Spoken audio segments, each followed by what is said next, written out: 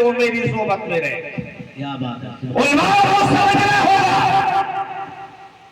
उलमाए किराम को समझना होगा कि हम जाहिलों की बातों पर नहीं फंसे, हम पर इख्तिलाफ नहीं है।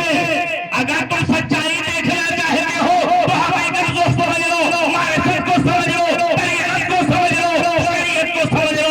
अगर तुम तरीक़त को समझ लोगे, हकीकत को देख लोगे, हकीकत को समझ लोगे, कुरान को समझ लोगे, दीन मुस्तफा को समझ लोगे तो तुम कामयाबी की तरफ जाओगे।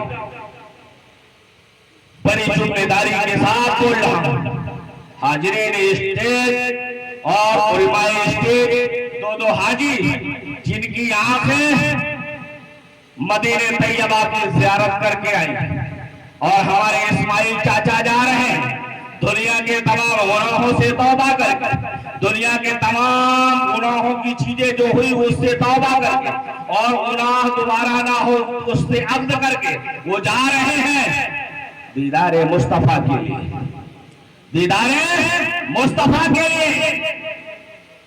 अल्लाह तबारक व तआला इरशाद फरमा रहा है, इन्ना सलात तन्हा अनिल फहशाई वल मुनकर। बेशक नमाज बेहयाई और बुरे कामों से रोकती। हमारे शफीक मास्टर साहब मौजूद हैं, जिन्होंने हमारे वो रिजवान साहब भी मौजूद हैं और हाजी अनवारुल हक साहब भी मौजूद हैं, हाफिज इब्राहिम साहब भी मौजूद हैं, कारी मोहम्मद अली साहब भी मौजूद हैं और हमारे बाजू में बैठे वो भी हाजी साहब मौजूद हैं, हमारे करीम भाई भी मौजूद हैं। तो सहाबियों ने कहा, या रसूल अल्लाह, अगर संगे अस्वद पे हाथ रखने वाला ऐसा हो जाता है जैसे मां के पेट से निकल रहा है, तमाम गुनाहों से पाक हो जाता है। जिनके पास पैसा नहीं है, दुनिया बहुत बड़ी है, वो कैसे पाक होंगे? उनके गुनाह कैसे धुलेंगे? अल्लाहु अकबर कबीरा।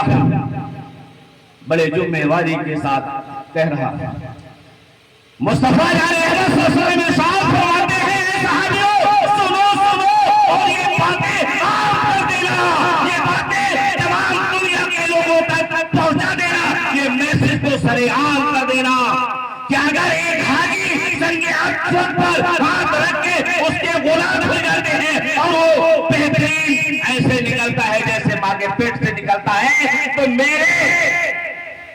मेरे रब के बंदे और मेरी उम्मती अगर उसने जिंदगी में इबादतें इलाही किया, नमाज़ें पढ़ा, नमाज़ें पाबंदी के साथ अदा किया, इन्ना सलाता तन्हा अनिल फहशाई वल मुनकर, बेशक नमाज बेहयाई और बुरे कामों से रोकती है और नमाज जन्नत की कुंजी है, नमाज मोमिन की मेराज है, नमाज मुसलमानों की पहचान है, नमाज और किसी जहन्नम से बचने के लिए ढाल है, नमाज कब्र में रोशनी है। इतना ही नहीं, जो मेरा सच्चा आशिक होगा, मेरा उम्मती होगा और मेरा सच्चा चाहने वाला होगा, मेरे खुदा से डरने वाला होगा, वो मेरी आंखों को जन्नत पहुंचाने वाला बेहतरीन उम्मती होगा, वो नमाज पढ़ता होगा।